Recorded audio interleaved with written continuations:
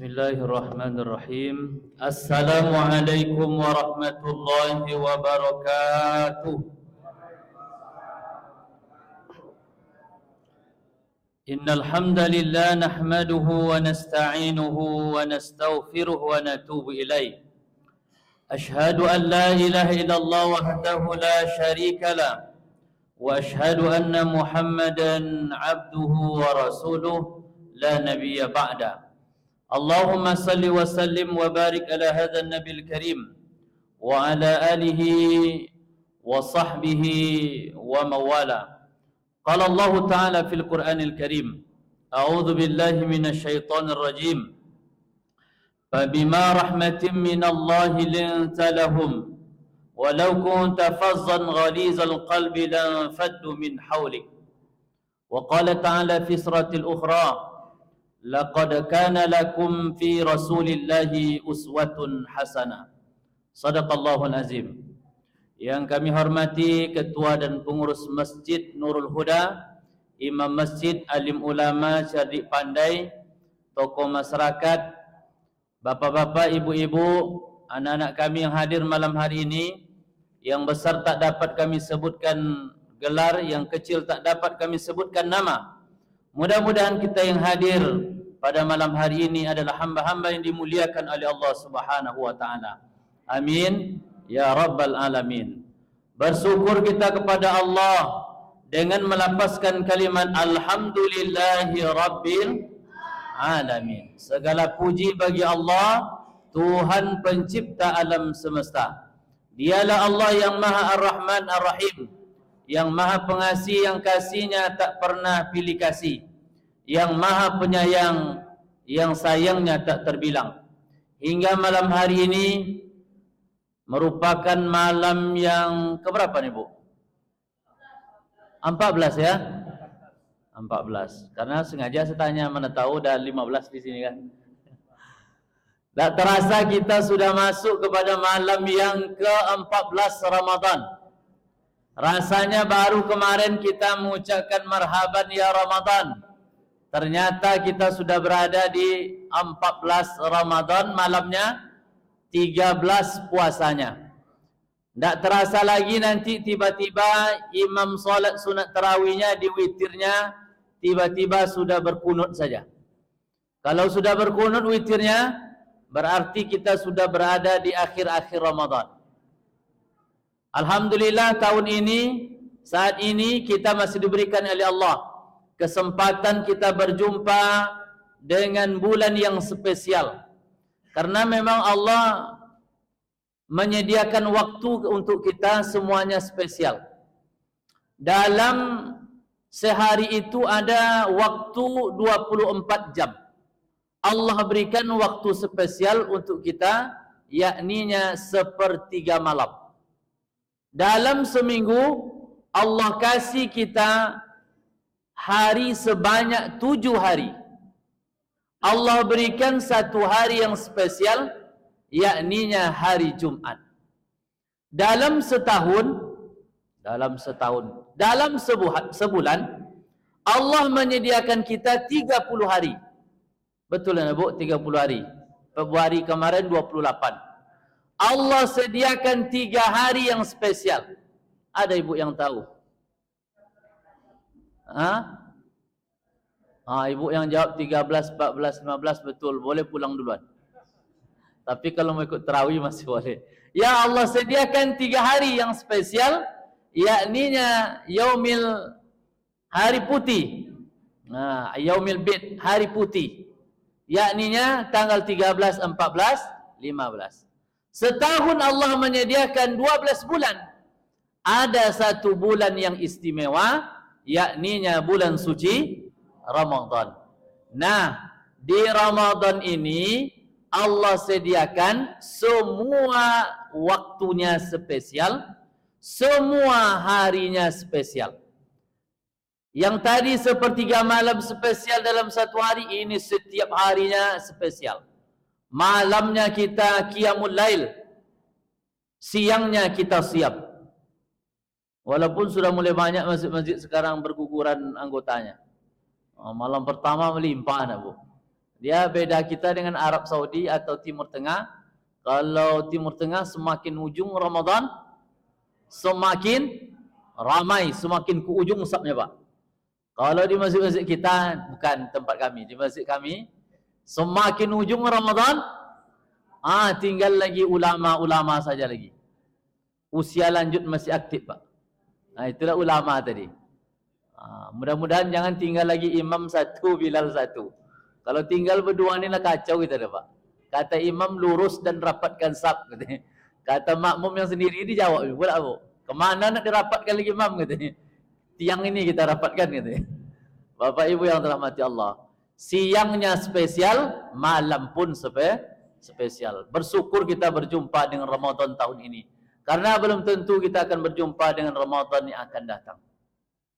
Salawat dan salam tidak lupa kita ucapkan buat Nabi besar kita Muhammad sallallahu alaihi wasallam dengan lafaz Allahumma salli ala sayyidina Muhammad wa ala ali sayyidina Muhammad. Assalamu alayka ya Rasulullah, assalamu alayka ya Nabi Allah. Bapak Ibu, mudah-mudahan salawat yang kita baca sampai kepada Rasulullah dan di yaumil akhirat nanti kita mendapatkan syafaatnya Rasulullah sallallahu alaihi wasallam. Karena waktu itu nanti kita sangat membutuhkan pertolongan. Semua orang penuh ketakutan, butuh bantuan. Maka banyak kita yang memanggil nanti orang yang akan bisa menolong kita. Kita panggil abi, ayah kita. Wa ummihi, ibu. Wa akhi, saudara-saudara kandung. Maupun sahabat, yang laki-laki bro-bronya, yang ibu-ibu besti-bestinya. Ibu panggil. Wabanin, anak-anak. Kita panggil anak-anak kita. Rasanya yang kita panggil itu akan bisa menolong kita. Rupanya mereka pun memanggil kalimat yang sama. Maka di saat itu yang akan mendapat menolong kita adalah syafaatnya Rasulullah sallallahu alaihi wasallam. Maka celaka dan rugilah orang jika disebutkan nama Nabi Muhammad lalu dia tak berselawat. Maka didoakan oleh malaikat Jibril celaka dan merugi. Amin kata Rasulullah sallallahu alaihi wasallam. Bapak Ibu yang dirahmati Allah, izinkan kami Muballigh MDI menyampaikan santapan rohani Ramadan pada malam yang ke-14 ini. Biasanya tak lama 15 menit. Muqaddimah sudah habis 7 menit. Berarti tinggal 7 menit lagi. Kalau lewat mohon Bapak Ibu batuk satu orang. Kode saya biar cepat selesainya. Bapak Ibu yang dirahmati Allah, judulnya adalah menjadi pribadi yang lembut di tengah kerasnya dunia. Ini setelah kami baca materi yang diberikan kepada kami Muballigh MDI, diambillah dalil bahwa kata Allah dalam surah Ali Imran bahwasanya Rasulullah SAW diutus itu dalam keadaan memberikan perbuatan ucapan lemah lembut terhadap mereka kepada umatnya. Maka lemah lembut itu menjadikan rahmat bagi Rasulullah dan rahmat bagi umatnya. Kaum muslimin yang dirahmati Allah Subhanahu wa taala. Sekarang ini ada zaman yang luar biasa, kerasnya dunia. Apalagi kita baca media sosial, kita kadang panas dingin dibuatnya. Apalagi saudara kita sedang berperang, kenapa? Antara Iran dengan Israel dan juga Amerika. Ya, tahun dulu, 2 tahun yang dulu keponakan kami pulang dari Timur Tengah, kuliahnya di Sudan. Sudan tu berperang. Kita hanya ceritanya saja berperang, Bu. Kalau ponakan saya itu memang lewat rudal di atas atap rumah kami. Maka seluruh pelajar mahasiswa se-Indonesia yang kuliah di Sudan dipulangkan. Sekarang anak gadis kami pula yang kuliah di Mesir. Kami tanya, "Cemana nak? Aman Mesir tu?" Entahlah Bi. Orang ni tetangga tak baik-baik, memperang-perang aja lah kerja mereka ni. Awak yang risau, dia tak risau di situ. Memang jiwa-jiwa jihad fisabilillah. Maka tauladan kita dalam menghadapi gejolak ini, kita diminta menjadi seorang pribadi yang lembut, berbahasa lembut, bertindak yang lembut. Yang tauladan kita adalah Nabi Muhammad sallallahu alaihi wasallam. Maka Allah sendiri katakan, laqad kana lakum fi rasulillahi uswatun hasanah. Sungguh pada diri Nabi Muhammad itu terdapat suri tauladan. Tak ada yang dapat kita contoh hidup di dunia ini. Allah sendiri sebutkan, kalau ingin menjadi pribadi yang lembut, pribadi yang baik, ahlakul karimah, seperti cerminan Al-Quran, maka tauladan kita adalah Nabi Muhammad sallallahu alaihi wasallam. Jadi Bapak Ibu yang dirahmati Allah, makna lembut di sini bukan Rasulullah tak pernah marah, dan bukan pula Nabi itu setiap waktu marah.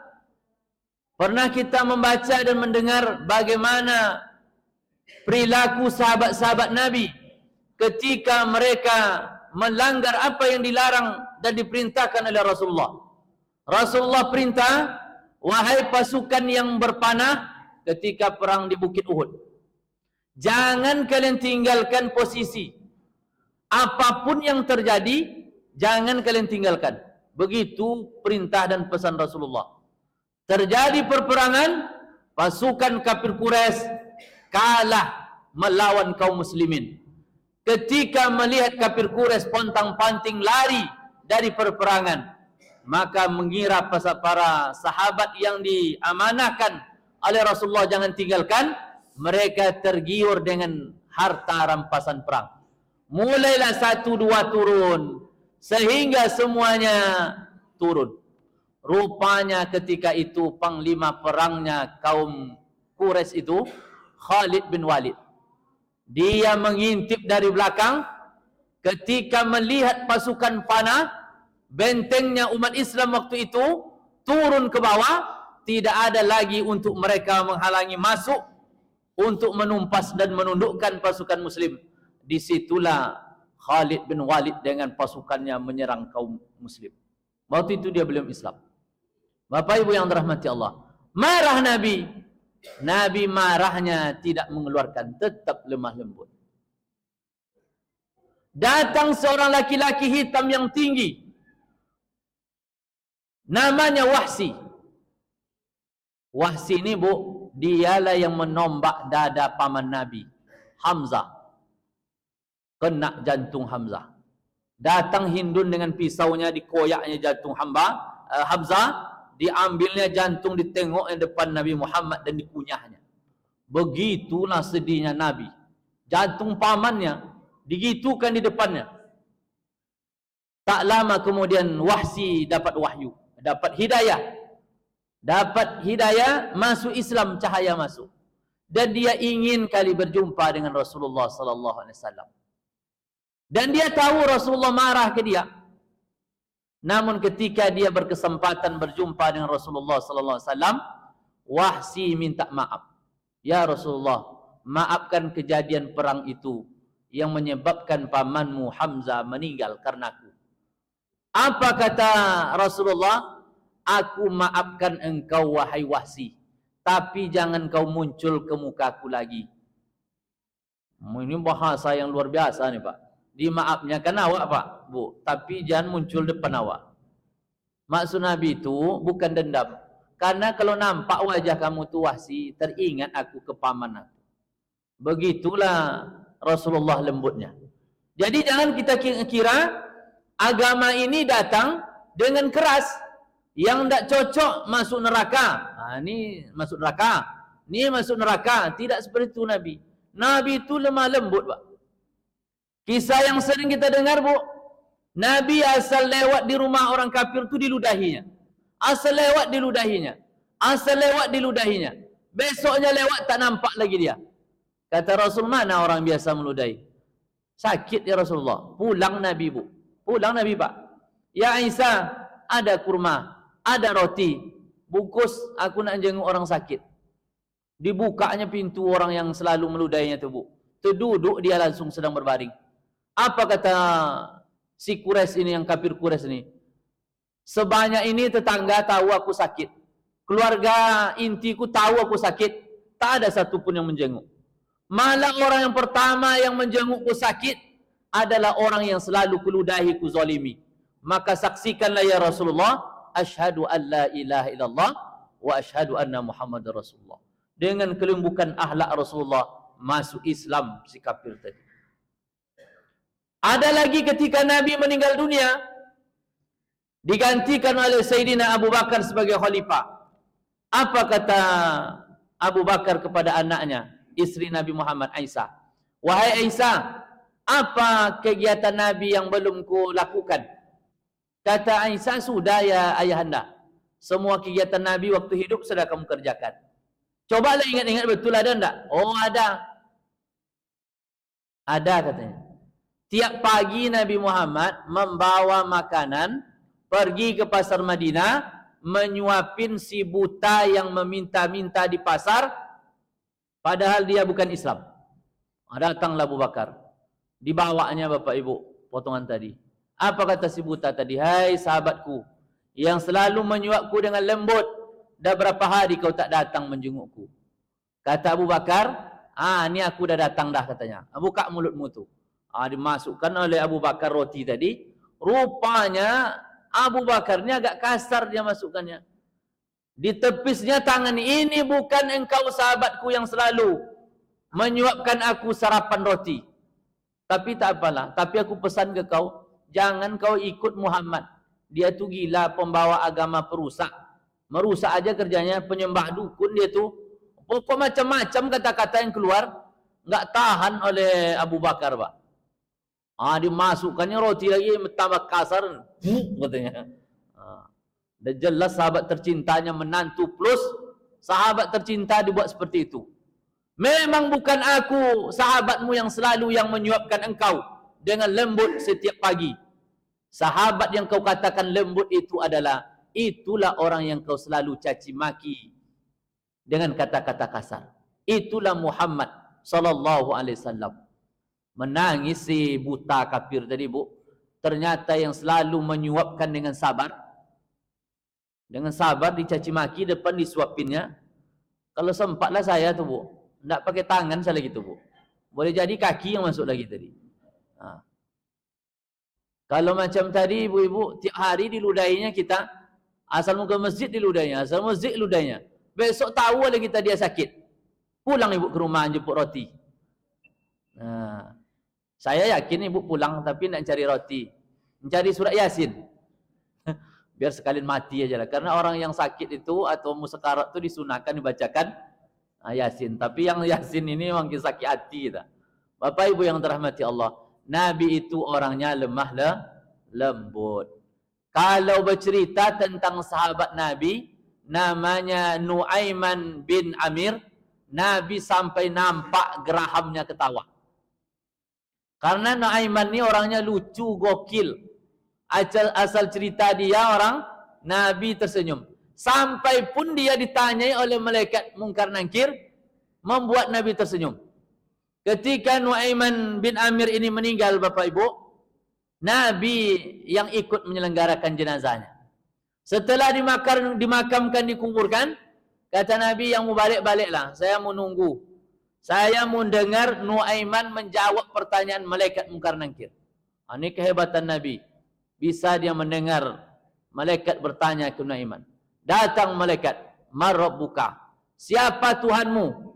Dijawab oleh Nuaiman, "Allah." "Ma nabiyuka?" Kata Nuaiman. Apa kata Nuaiman kepada malaikat itu? Coba ulang balik katanya. "Ma nabiyuka?" Jangan keras-keras. Orangnya masih tegak di atas katanya. Masih ada orangnya di atas. Begitu Nabi mendengarnya tersenyum. Suatu ketika Nabi dapat tamu, sahabat keluar, Nabi dengan tamu datang. Ini bukan dari luar negeri. Nampaklah oleh Hamzah, Umar bin Khattab, Utsman, Nuaiman tadi mau jalan mendekat. Dipanggil oleh kawan ni. Maka kawannya pun degil juga. Nuaiman sini katanya. Apa tu? Sahabat-sahabat Nabi. Coba tengok tu unta tu, bagus enggak katanya. Woi, bagus, sehat, gemuk, banyak dagingnya. Kira-kira kalau kita buat sate mantap enggak ini katanya. Oh, mantap katanya. Cobalah kita buat sate, Nuaiman. Jadi sahabat tadi lanjut cerita, Bu. Enggak dipedulikan Nuaiman, tiba-tiba tumbang onta tamu Nabi tadi. Memang disembelih Nuaiman tadi. Mana disembelihnya, Pak? Tumbang, padahal itu kendaraannya tamu Nabi Muhammad. Keluar Nabi, siapa yang bikin ulah ni? Nuaiman ya Rasulullah katanya. Lari Nuaiman tadi. Lari Nuaiman pergi ke pelosok-pelosok, cari dia tempat di mana Nabi tak mungkin dicarinya dia. Jumpalah ke agak pelosok Arab tu, orang sedang menggali sumur. Kata Nuaiman, boleh saya sembunyi ke sumur kau ni? Ngapain kamu Nuaiman? Tak ada, sembunyi aja. Boleh. Boleh tak siapapun yang bertanya nanti kepada engkau, di mana berada, kau bilang kau tak tahu. Iya, baik. Benar, yakin, yakin. Kalau Rasul bertanya, berani kamu bilang enggak nampak? Yakin? Tak mungkin Nabi sampai di situ, Bu. Sembunyilah Nuaiman. Datang Nabi ke situ. Bertanyalah dia kepada yang penggali sumur tadi. Nampak ke Nuaiman katanya. Macam mana mau jawab, Pak? Dijawab nampak. Dia yang dah berjanji tadi tak akan cerita. Akhirnya bergeser dia sedikit ke kanan. Semenjak saya di sini Nabi, saya nak nampak Nuaiman. Tapi mata nengok ke sumur. Menunjukkan Nuaiman ada di sumur. Bapak Ibu yang dirahmati Allah, begitulah akhlak Rasulullah sallallahu alaihi wasallam. Kalau kita kan tidak. Orang bilang ke kita satu binatang, kita balas satu kebun binatang. Bukan 1-2 ekor, kita balas satu kebun binatang. Bahkan ada binatang tu nak ada di kebun tu kita sebut juga. Begitulah kita. Oleh karena itu, mari betul-betul kita jadikan Rasulullah sebagai tauladan uswatun hasanah, menjadi yang pribadi yang lembut, bagaimanapun gejolaknya, tetap kita jadikan Rasulullah sebagai uswatun hasanah. Lemah lembut itu adalah rahmatnya Allah kepada Rasulullah dan akhlaknya Rasulullah sallallahu alaihi wasallam. Demikian yang dapat kami sampaikan. Subhanaka Allahumma wa bihamdika asyhadu an la ilaha illa anta nastaghfiruka wa atubu ilaik. Wassalamualaikum warahmatullahi wabarakatuh.